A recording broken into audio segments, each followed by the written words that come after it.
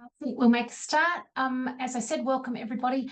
My name is Emma Lawrence and I'm a senior consultant at DVE and I'll be facilitating today's session. I'll begin today by acknowledging that I'm facilitating this webinar from the lands of the Kaurna people in South Australia. I acknowledge the traditional custodians of the land from those joining us around the country and pay my respect to elders past, present and emerging. I'd also like to extend our respect to Aboriginal and Torres Strait Islander peoples joining our webinar today. I'll just touch briefly on housekeeping. The webinar is being recorded and will be shared to everybody after the session, so keep an eye out for the email. As part of the webinar setting on Zoom, you will be on mute throughout the session. We've had some great questions submitted during registration, and I hope our discussion will just cover the majority of these questions. If we have time, we'll try and respond specifically to some of them, and I apologise in advance if we don't get round to your questions. You can also submit additional questions through the Q&A function on Zoom, and we'll try and answer some of them at the end if we have enough time. Just a little bit about DVE. We're a consultancy who've been providing solutions in the education sector for over 15 years. We've worked with over 36 Australian universities and numerous TAFEs and private providers to deliver hundreds of projects across our business lines, governance and compliance, organisational improvement and digital transformation. We work across all aspects of the student education lifecycle, whether it's through initial or re-registration and accreditation, process improvement, student experience, change, communication systems and systems implementation. I'd now like to introduce my guest, Rob Malicki. Rob may well be known to some of you in his work in student mobility, where I first had the pleasure of working with him. Always engaging and always with great enthusiasm, Rob is Australia's higher education storyteller. Rob is also the host of Australia's international education podcast, Global Horizons, and is the lead content creator at Australia's leading independent YouTube channel about uni selection. Over 25 years, Rob has established multiple higher education service businesses, consulted with over half of Australia's universities, and served in numerous leadership and advisory roles, including a stint on the New Colombo Plan Advisory Panel when it was being established. He's passionate about youth development, technology, and the power of the story to carry us all further in business and day-to-day life. Over to you, Rob. Well, g'day, Emma, and hi to everybody who's joining us for this webinar. I'm super pumped to be joining you direct from the Southern Cross University campus right here on the magnificent Gold Coast. Now, in the next half an hour or so, we're going to be getting into some really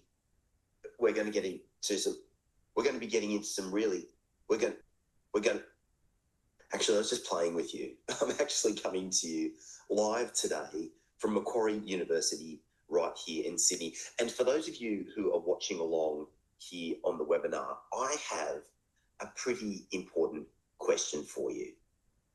Pretty important.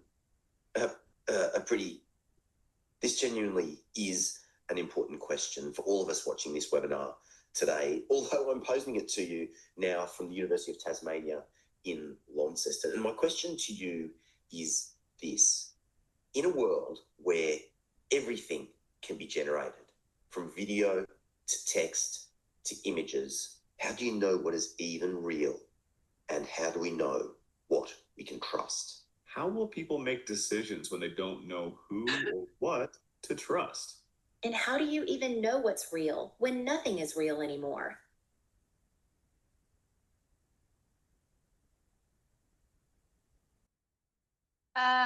So what just happened there, Rob? Can you talk me through that? G'day, Emma. And I'm Is this the real Rob? This is the real Rob. And I'm actually here on the Gold Coast. However, I'm at the other end of the Gold Coast from where you saw me just a few moments ago. I've been part of Experience Gold Coast familiarisation tour for a whole bunch of international agents. So it's very good to be joining you all. What just happened? Well, I thought I'd open up with something a little bit different. Emma, you and I have worked together for many years, and you know that when it comes to this stuff, I love to do something a little bit different. And so what you folks were looking at are some of my digital twins that I've been creating as I've been visiting universities around the country. So actually, can I just say one other thing, Emma, just before we go any further? After AIEC last week, where I was podcasting the whole week, a scout barbecue on Saturday when I was turning barbecues in a smoky environment, and then this whole week, like just schooling to people, my voice is absolutely shot. So if I like start coughing and everything, please excuse me. Let you have a break. And for those people watching on, what I would deeply appreciate is that you tell everybody you know that in fact I was cited doing an extraordinarily authentic impression of like a husky jazz singer here on the Gold Coast during the Famil tour.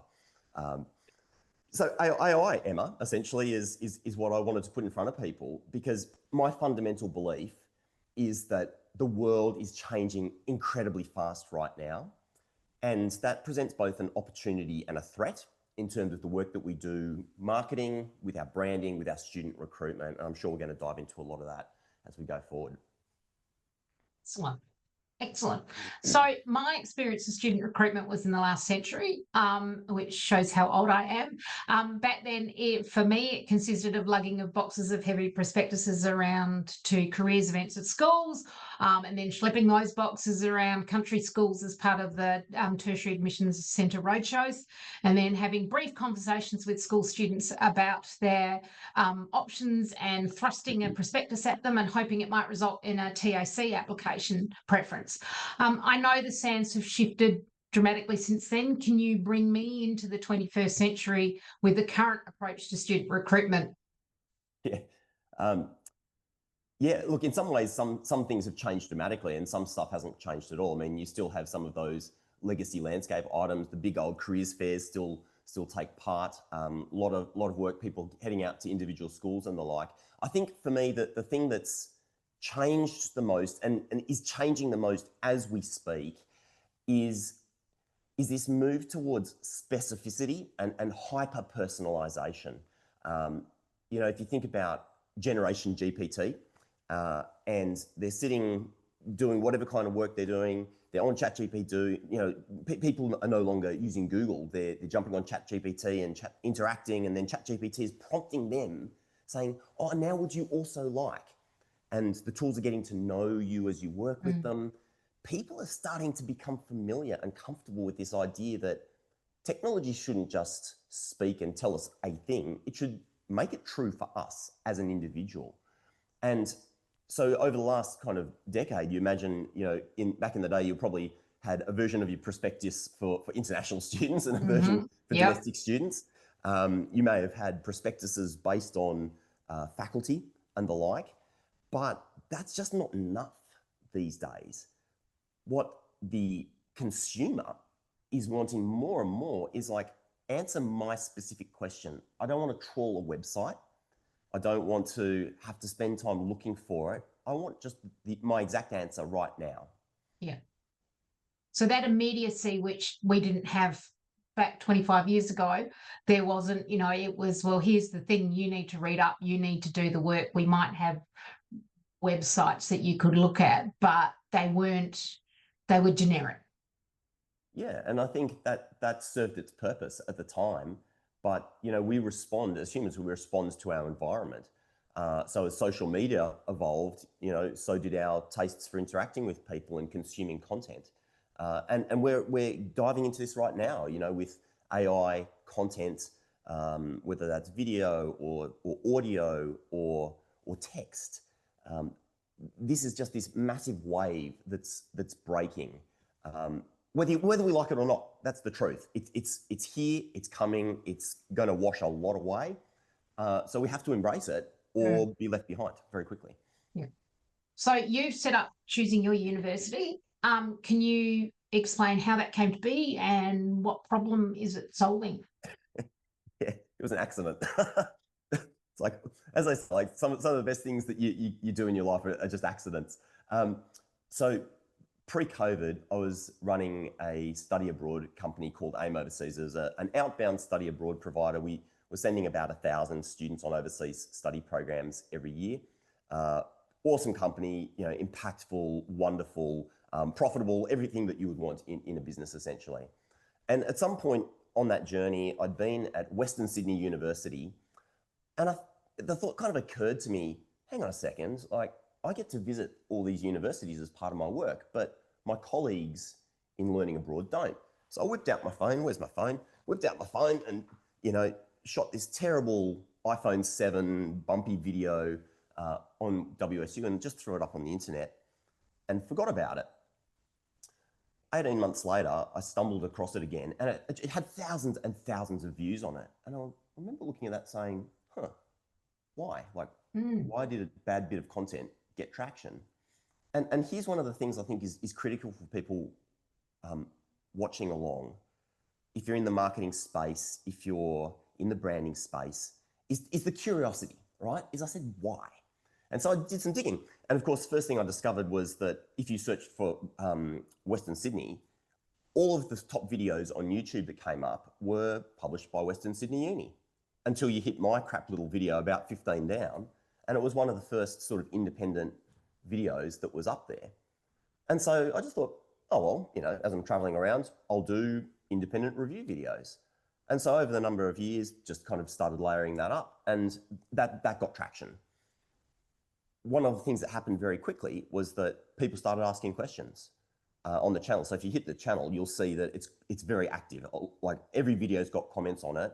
And those kind of main review videos have hundreds and hundreds of comments, people saying, well, what about this? And what about that? And so it just became a thing where it was an independent, trusted source of info. So I'll shortcut the story a little because we closed our main business during COVID. And when we were looking around for what to do next, choosing your uni was there as a sort of obvious option, right? Like this thing creating positive impact, independent advice, and helping people. So it was a lot of the things that we loved. And then we started to do some more digging. We're like, well, is there sort of like a business there? And oh my God, yes.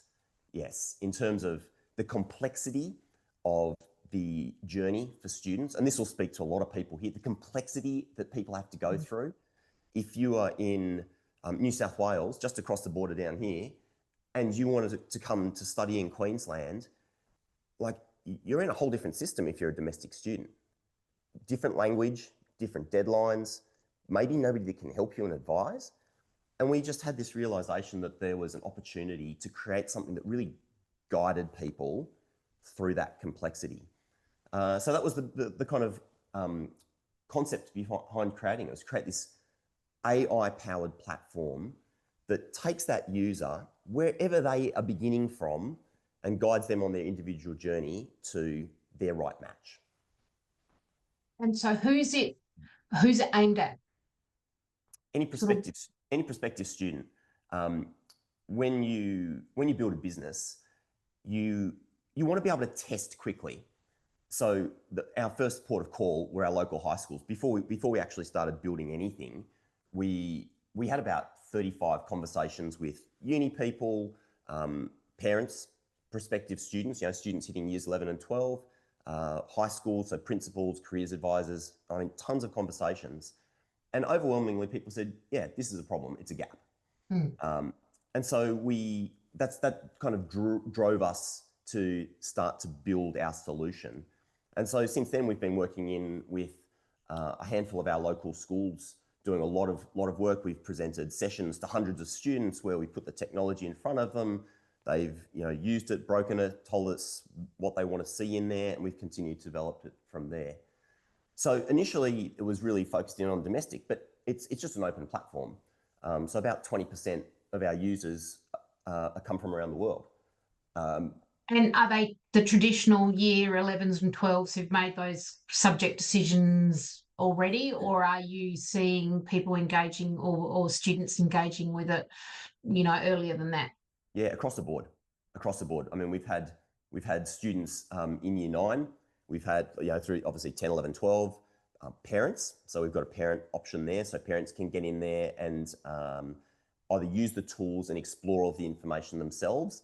Well, that's actually an interesting discovery, is that when parents jump in there, they kind of want to answer. We've got this very detailed behavioural inventory. And so they start answering it on behalf of their child. And then they kind of get halfway through and they go, oh, hang on, this is really detailed. I'm going to get Johnny to do it instead because this is very detailed.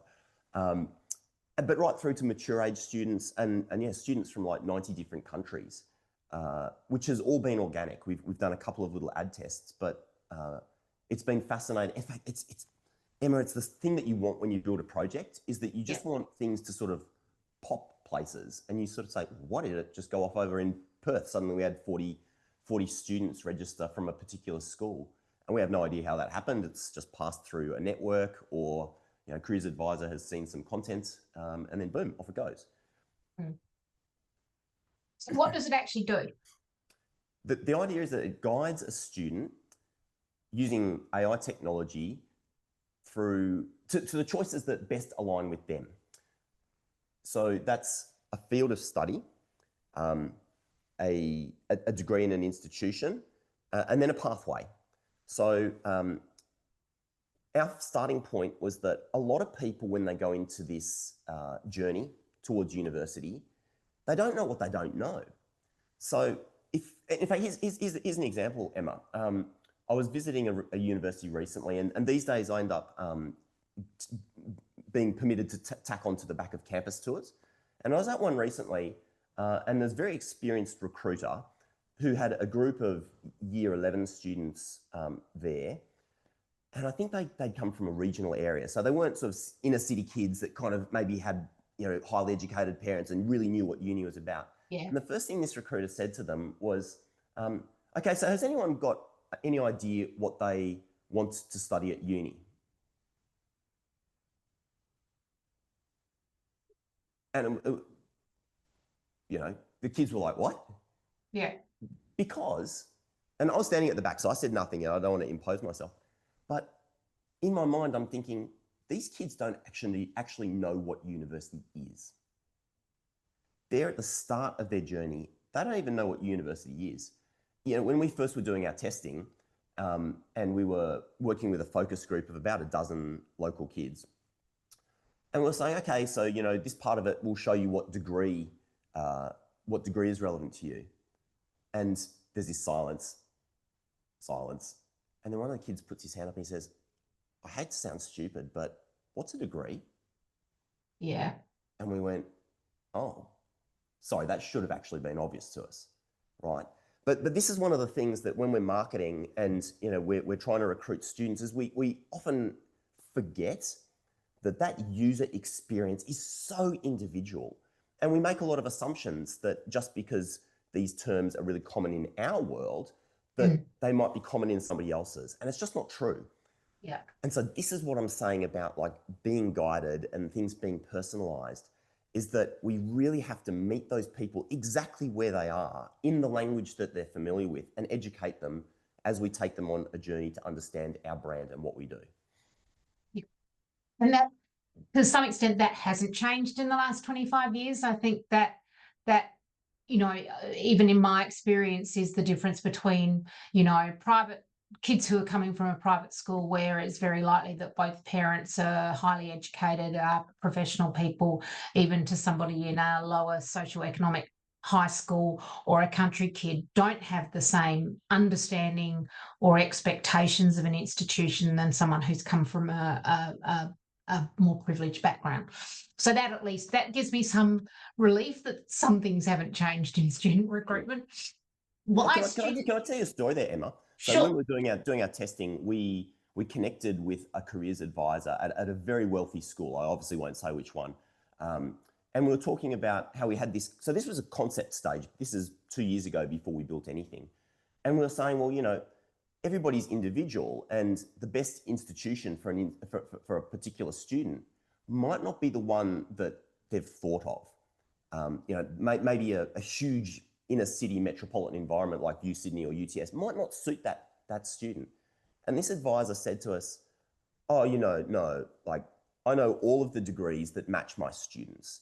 Like this percent of students are going to go to University of Sydney Law. This percent of students are going to go to do actuarial studies at UNSW, and kind of rattled off this list. And we sort of sat back and we went, wow, that's making such a dangerous assumption that, your kids so well, and that you can fit them into a box of this sort of like dozen degrees that you know well, because you know them well. When really, like, there's such this beautiful diversity across our sector, and including in that pathway options and everything else, that you try and push the square into a circle, so to speak. And we kind of walked out and went, "Wow, that was an intense experience." Yeah, so in some ways, it kind of reinforced the fact that we also need to widen the mindsets of some of the people out there that we need to work with. Yeah. So that leads on very nicely to the next question, which is, why is student choice important?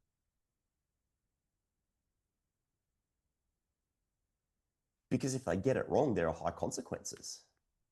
Right? Imagine if there's only two options, and you pick the wrong one, it leads people to undesirable consequences.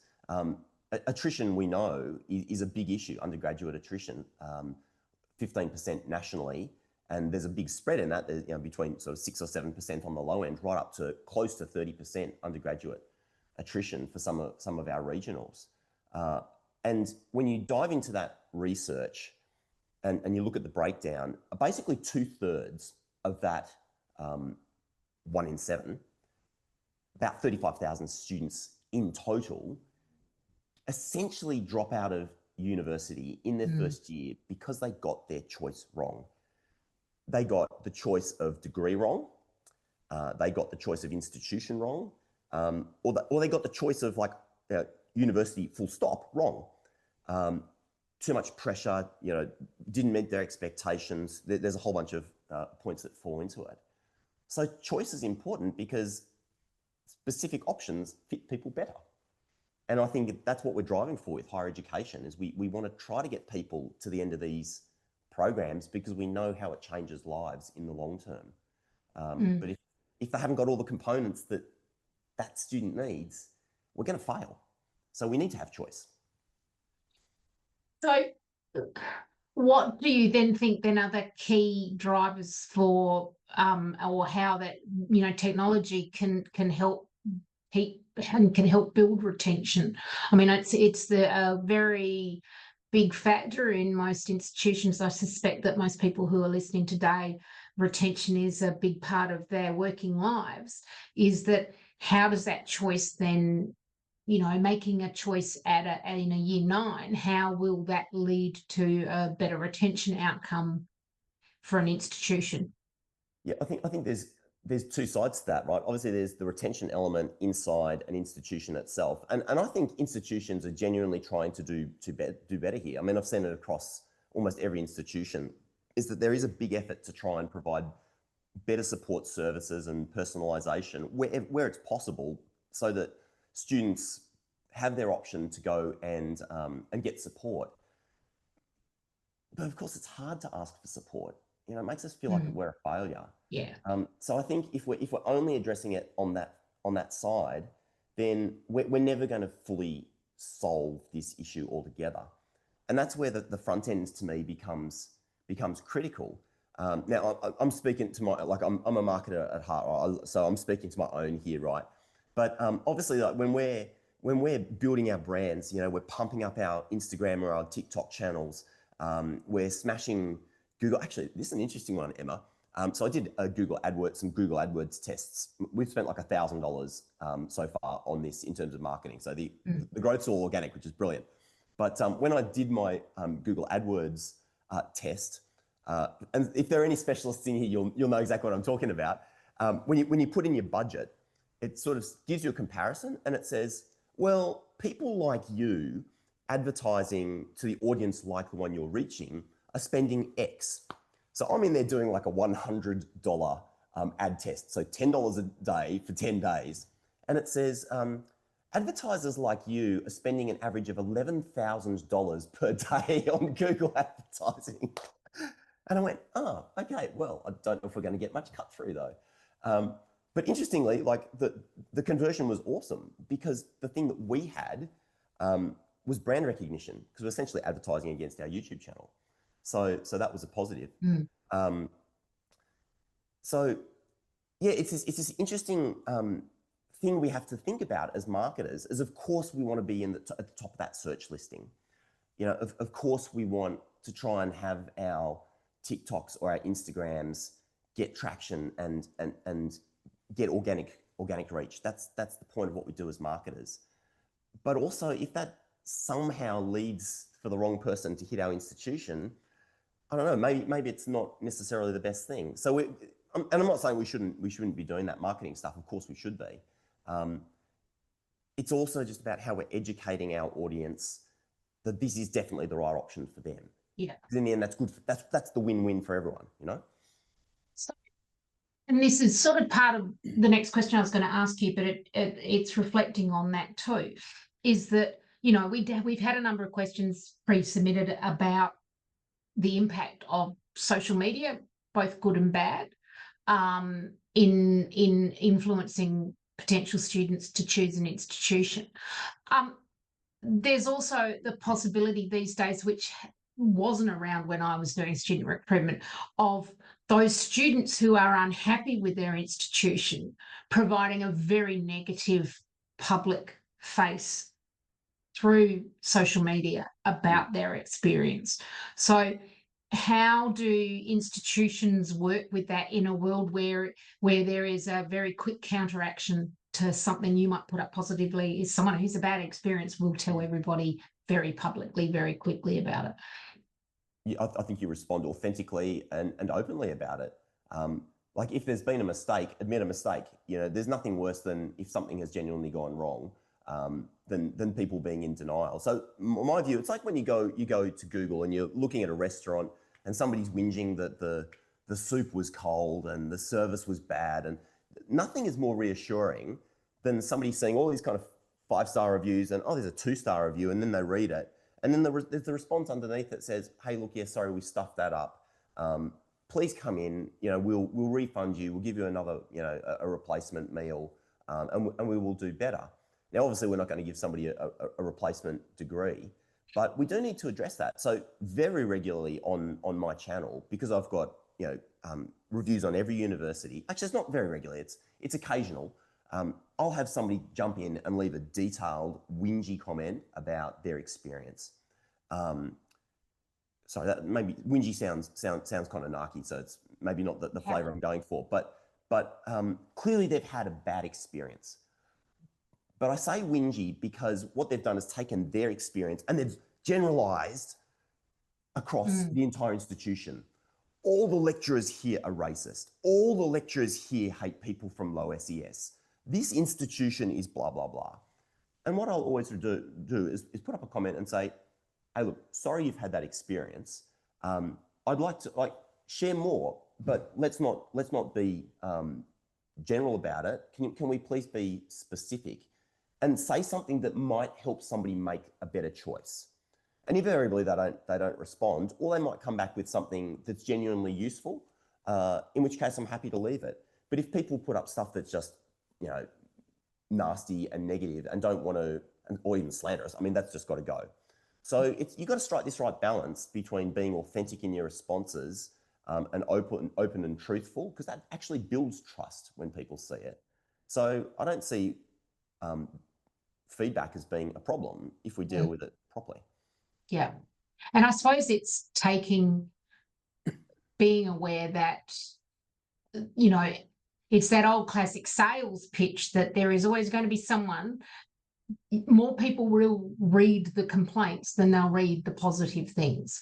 So it's about ensuring that your tone in response to a student making a claim about how their experience has been has to be very carefully structured, though, because it could backfire very quickly, I suspect. Too much gloss looks inauthentic. Yeah. People's got a nose for BS, so we need to avoid it. Yeah. I mean, are you seeing, I mean, you may not, are there cases where you're seeing a consistent feedback about a particular course or program or whatever? I mean, is there an ability for institutions to be a bit more, take that criticism and then reflect back on the core of why that might be a criticism about a particular program that then can go back to people who are developing programs or running courses or whatever? I'm sure. I mean, my own experience consulting with institutions, I've certainly seen those systems and processes in place. And actually I had a personal experience of my own with one such system where I was able to provide that feedback, and it got actioned very quickly and very seriously. So Yeah. I think institutions probably do that pretty well in the way that they've built up their own review processes. Yeah, I mean, on social media and the content side of things, I mean, actually, here's an interesting thing, Emma, and maybe this takes us back into the sort of more marketing side of things. Like, I create a lot of content, Yeah. and I share a lot of content, and invariably will tag institutions in it. And for example, on Instagram, you get an automated message that comes back and says, "Oh, thank you for contacting University X. We will review your blah blah, and we will get back to you shortly." The number of times that somebody actually gets back to me is zero. Okay. And that I find surprising. So my content, and I'll be very honest about this, I'm a strengths-based person, right?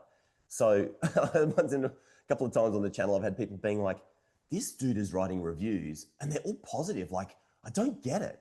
And so my response is always like, it's not that there's not negative things. It's just that I like to focus on the positives of particular places, because in life, we should align the things that we value with the strengths of where we want to be. Mm. If it's got a crappy library or a shitty gym and, that's not important to us, well, it doesn't matter. So I'd rather pull out the things that I think are really good and unique and strong and highlight those, so people that see that and say, "Oh yeah, that is actually me," can make a better choice. So that to me is kind of the thing is, anyway, yeah. You see, I've jumped down into two stories and now I don't know where I've come back up from. Oh, that's all right. That's okay. So in your experience, do domestic students choose differently from international students, or are you seeing with the advance of technology them becoming more aligned in what they're looking for in an institution? What services are provided, what degrees are offered, cost, all those sorts of things. Yeah, absolutely. I mean, universities will have good research on this about the sort of different channels and which one resonates most with each of their audiences. And that's obviously very specific depending on exactly where a student comes from. A student from wealthy metropolitan Sydney is making a different choice to rural New South Wales, just as a student from China is making it based on different criteria from a student from Indonesia. So I think being aware of what those influences are, and once again, like, the specificity of our response needs to match that individual user, and that's where technology is amazing, is being able to do that. And how do universities embrace that technology? I mean, most universities are under the pump in terms of time and resources and people to be able to do that. How do they find the right technology to be able to provide an individualized program to some extent for anybody who knocks on their door? Yeah, that's a really good question. I mean, I've worked with many institutions, so I know the complexity of that landscape. But there is a speed game that is here, and the technology is moving fast. And look, selfishly, that gives me an advantage in my outreach to audiences, because I can use these tools and I can do things at scale using technology that institutions will eventually get to. But of course, you have to go through a whole process in order to get there. Do you want to see one of the tools, like how I did that video? Be great. I thought this might be interesting. So just give me a moment. I'm just going to set up a screen share. Do we see each other? Yeah, I see myself far too often. Me too. All right, let's jump into a couple of the key tools that we're using these days. The first one is this tool called GenSpark. Now, I'm going to put a caveat around GenSpark, because part of it's kind of crap, to be honest. You've got to be using the right part of this tool. But this is agentic AI, essentially, that if you put a task into this super agent, it will then farm tasks out. If it's a written task, it'll might farm it out to ChatGPT for text. If it's a video task that then comes off the back of that text, it might farm it out to Google Veo in order to, I know Veo's OpenAI. It might send it out to Veo in order to create a video clip, whatever it might be. But the one that I really like in amongst GenSpark is their deep research tool. So this plugs into Google, and in here, if you're researching a topic for a video, you can go really deep here and generate like really quite incredible research. So it essentially does all of the initial sort of web searches that you might want to do if you're researching a topic for a video. And you can be very specific in these prompts for it to generate really good output for you. So research is the basis of any good piece of content if you're trying to do something factual. So a tool like GenSpark is pretty awesome just to get you started. Excuse me while I just cough, and I'm not dying here. Am I going to be okay? But the real magic, so is this tool that we use called HeyGen. So here's that video that I just played for you guys at the start. And I've essentially constructed this using my digital avatars that I've created on different campuses. So if I go to my avatars, into Rob, and you'll see that I've created avatars all over the place. And this is my drive going forward, because when I think about my audience, if I want to do a piece of content on Griffith University, and I want to talk about their Student Academy of Excellence, I want that video to resonate with the person who's watching it. Yeah. So yeah, I could do my piece to camera in front of my camera at home, but it's more impactful for that student if they see me standing here on the Griffith Nathan campus to deliver that piece to camera. So I'm not trying to deceive someone. There'll be obviously like a description down below saying that this is Rob's digital twin creating this piece to camera, but it's still my voice. It's still my work. It's still my research. So I'm trying to use this tool to create the most enchanting user experience whilst maintaining trust. But the tool that I just wanted to highlight really quickly for people, if you want to have your mind blown in 5 minutes this afternoon, sign up for a free HeyGen account, come here to Video Agent, and basically put in a prompt here about a topic for any kind of video. This tool essentially generates an entire video, avatar piece to camera, script, B-roll, music, captions, without you having to touch a thing. And it's wild. I mean, it's utterly wild. So we're already using this tool to create very detailed niche content, super niche content. But once again, the importance is that we're also making sure we're maintaining the trust. We're the ones that have done the work. We're the ones doing the authentication on the content to make sure it's true. Because as you guys saw at the start of this session, I believe that trust is the currency of the internet in the years ahead. Yeah, I've still been, yeah. I might have to play around with that later this afternoon. It looks interesting. So Rob, the Accords asked for a strong push for increasing equity group participation in tertiary education. And what do you think the difference technology can make to the uptake, particularly say for rural and remote students to university? So, what's the benefit of technology? Everything. Absolutely everything. And maybe if I widen that a little bit further, Emma, it's not just the kids kind of out bush or from low SES where they haven't got that environment of people who've been through higher ed around them, but it's also your mature age students that haven't been to uni yet and don't have any support at all. If you think like, I think amongst undergrads, I think it's about 60% of undergrads are coming direct from school, something like that nationally, 65%, which means like 35% are not. Yeah. We have a third of people who are coming into our undergraduate degrees who are essentially having to figure it out themselves. They haven't got a school counsellor. They haven't got any sort of support. They've just got Dr. Google to help guide them, and now ChatGPT or other. So for me, having a tool there that can support them on their personalised journey, that is the game. Yeah.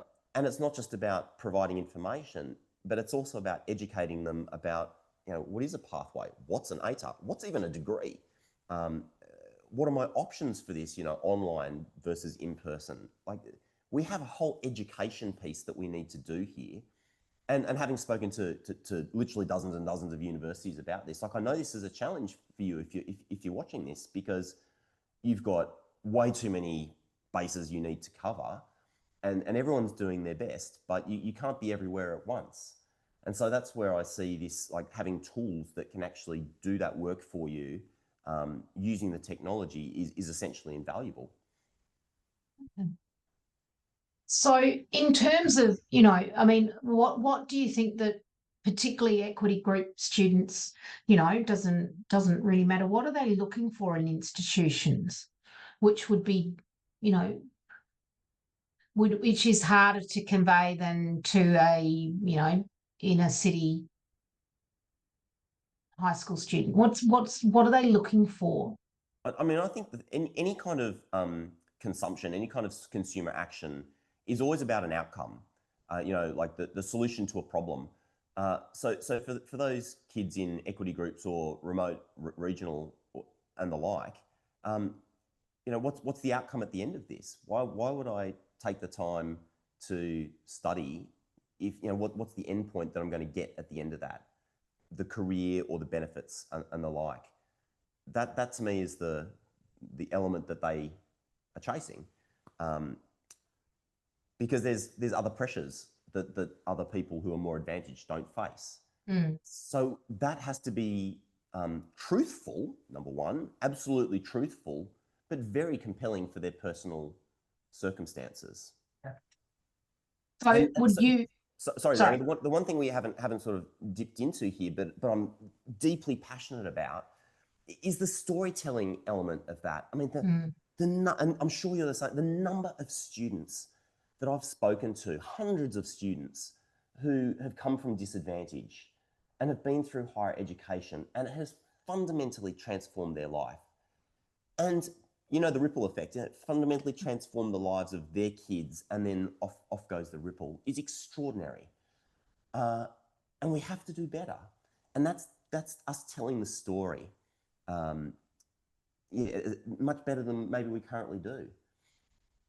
So is that then, if it's telling the story and, appealing or telling the truth to those cohorts of students, do you suggest that voice is then a student voice rather than could be, or a vice chancellor or a PVC or a, equity person or whatever, that it really, the voice that those students want to hear is from people like them?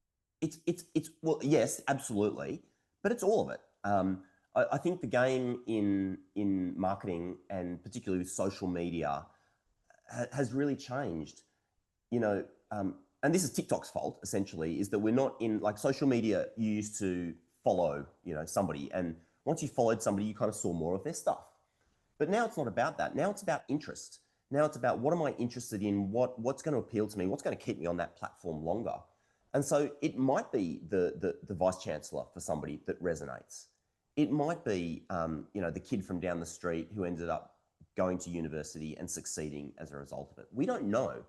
And I think, the days where we needed to spend, I mean, big campaigns are important, don't get me wrong, but the stuff that really, I think, is critical in this whole mix is all of that micro content that we're creating, the user-generated content, your student ambassadors. And some universities are crushing it on this, like just doing so well in micro telling that story.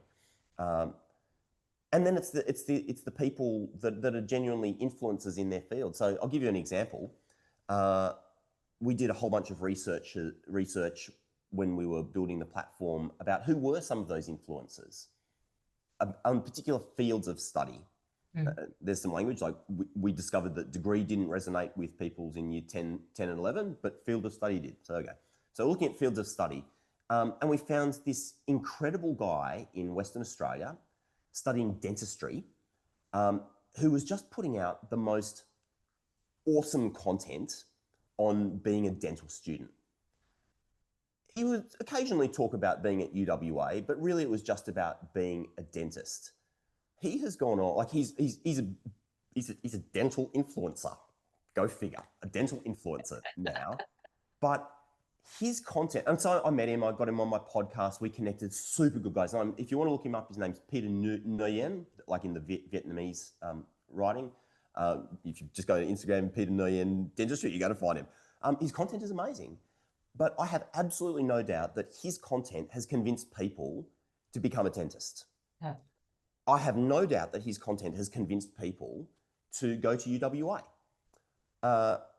Just as I know for a fact, even just yesterday I was at Bond Uni, and an international student infiltrated our little fam tour walking around and grabbed me, and she said, I said, hi, who are you? And she said, oh, my name's Ping.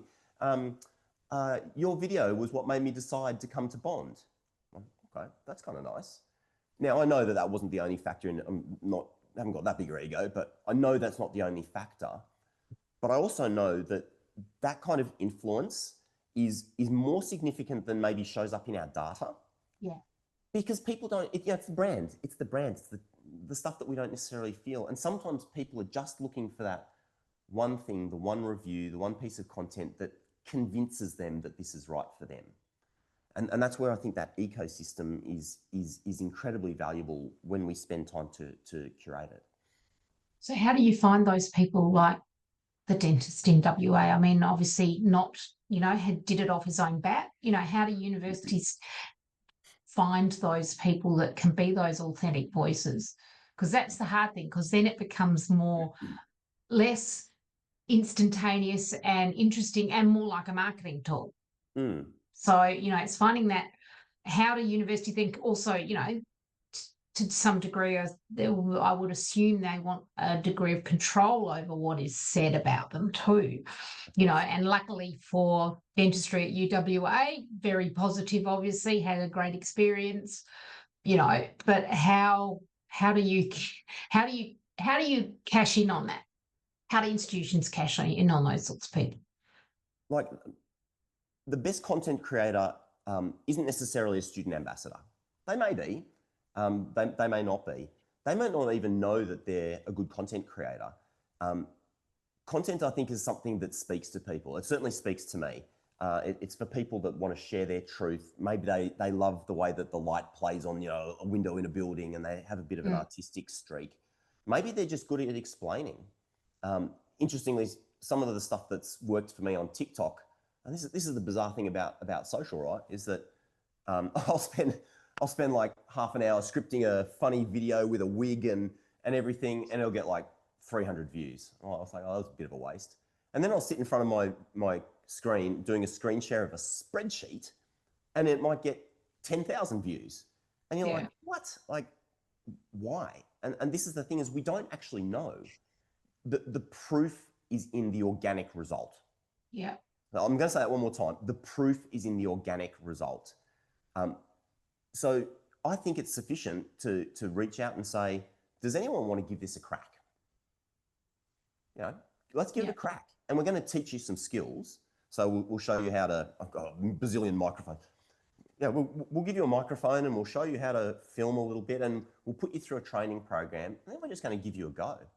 Because it is such a learning process about what works and what doesn't. And everyone, when you're a content creator, you need to find your own unique content voice. Yeah. So I reckon Peter, Dentistry Peter, if you'd said to him, hey mate, your content is awesome, can we get you to go and like do a whole bunch of videos for UWA? He could have done it. Would he have been as good at it? Nah, I don't know. Maybe, maybe not. But he'd found his passionate voice, which was like, oh, I'm a dentist guy, like peace out, Yeah. So we've got to let people develop into that. And I think that's just us being a little bit fearless to give them the reins. Yeah. Maybe not on the main university channel, but just on their own accounts, and seeing what happens, and then nurturing those, if that makes sense. I mean, I know when working in student mobility, I think they're probably ahead of the game in that sort of thing, is that they were often, would often given, a mic to a student who's got a mic and a camera for a student who's going overseas, and to feedback their experience of what it's like on exchange or on a study tour or whatever. So, maybe it's looking at what other areas within an institution are doing already that's effective and is a student voice, and learning a thing or two from them. I mean, you know, your experience in mobility, you would have known similar experiences where it seemed they were, I think, further down the path earlier. Mm. Look, the world is changing. You know, back when I was doing mobility, if you had a video of a destination overseas, that was just wildly effective because people could see it and touch it. Mm. But of course now, you know, 2025 at time of recording, content is everywhere, you know, all the time. You can literally you can generate your own content of, you know, fly over drone shot of Sydney. You don't need to fly a helicopter over there anymore. So is that the thing that's going to make the difference? I don't think it is. To me, it's less about it being a video or whatever than it being relevant, than it telling a story that resonates. So to me, story is like the superpower that is going to carry brands forward. I don't even think it's about the human. I mean, you guys saw my avatars earlier. That wasn't me. And the reality, the realism of avatars, what's coming at us is a whole swag of virtual influencers. It's already here. If you go to Instagram, there are already squillions of virtual influencers. And what's interesting is that those are going to be owned assets. Yeah. So, you know, if you drop me into a university right now, private organisation, and you said, Rob, I want us to future-proof our social channels, the first thing I would be doing would be doing my research and creating my own suite of virtual influencers that would be consistent, like for the next 10 years. Because I think people will trust what they see if it comes from an authentic source. So if it's on your main university channel, they're going to trust it. So I think this stuff is coming whether we like it or not. And that is one of the tools that then allows you to work at scale. It's interesting because, you know, the problem with universities at the moment is that in content, in terms of, you know, student thing, is that AI is this terrible thing because, you know, it's students not absorbing anything they learn in lectures because they're just going online and writing perfect essays because they're getting it generated by AI. So it's hard to flip that around and say AI is good in some circumstances and maybe not so good, or, you know, I don't know, maybe students are learning what they need to learn when they're generating a essay of AI. But it's a sort of, I think, a fundamental mindset, because I think universities are still learning about how to deal with AI. And so suddenly coming in and saying, well, AI content can actually be really effective and really useful is maybe, I don't know, is it a step too far? Maybe, but the technology doesn't care if you like it or not. No, that's true. You know, and honestly, the consumer doesn't either.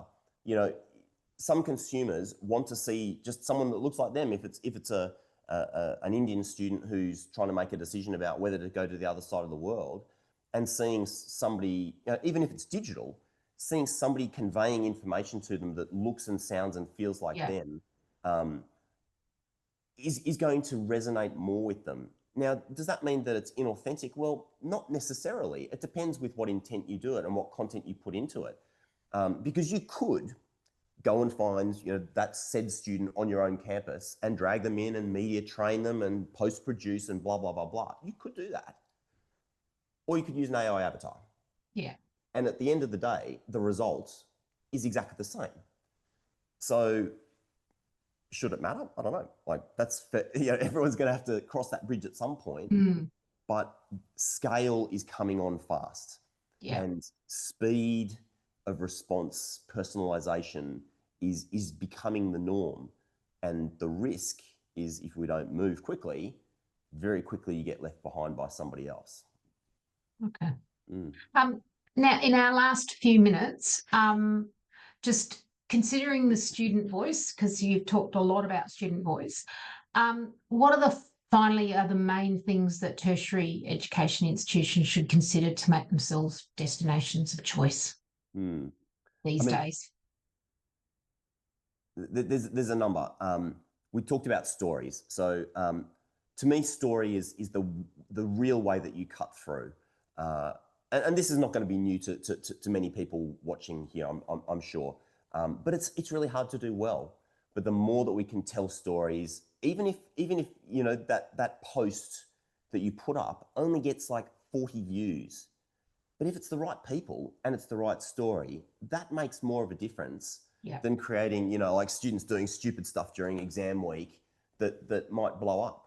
I mean, that gives us a nice, you know, vanity feeling, vanity metrics, but it doesn't necessarily actually do the job that we need. So personally, telling our story better. And Emma, I mean, we hear a lot about social license in higher education. Our sector, we're like, how are we in this situation? We're educating the country. We're doing this incredible research. We're literally the foundation of a prosperous society. We haven't got a social license. Well, I'm sorry, it's just because we're not telling the story well enough. Let's be honest. So story, number one. And then number two is that user experience. And for me, user experience starts super early. You know, high school years, maybe even earlier. My daughter is now 14. She told us when she was 9 years old that she was going to take a gap year before going to university. Why? Because she's heard us talking about university. So that thought process starts way earlier than we realise, which means stepping through, you know, user experience the whole way through, telling stories, connecting with people. How we tell our stories to the people at the end afterwards, and how we continue to connect with our alumni, how we continue to serve our community beyond their university journey is utterly critical. And maybe I finish on this, Emma. You know, we hear a lot these days about stackable qualifications, and a great mate of mine, Rob Lawrence, who's an incredible researcher and industry legend, has been talking for a number of years about how university should really become a lifetime subscription.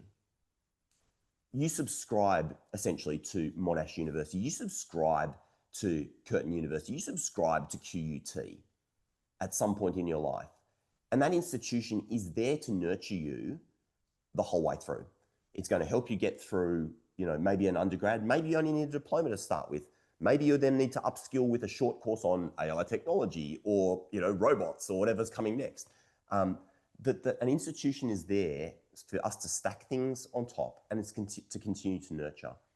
And it's already happening. I mean, a couple of institutions I visited this week, their careers office talks about being there for a student well beyond, like whenever, you know, into the future. In 20 years, you want career advice, you come back here. Like that's a big change. That's a big change, and that becomes insanely effective, because if you can genuinely connect with your alumni, genuinely support them, genuinely create that community, that flows everywhere. And that's like that's the holy grail of marketing, isn't it? And that's a perfect note to finish on, I think. Look, Rob, thank you so much for sharing your thoughts today. It's always delightful to have a chat with you. I hope our audience found it an insightful session. And if you'd like further information about how DVE can help you, please feel free to contact me directly. Again, thank you, Rob, for your time. And thank you, everybody who attended today. I hope you enjoyed it. See you next time. Thanks, Emma.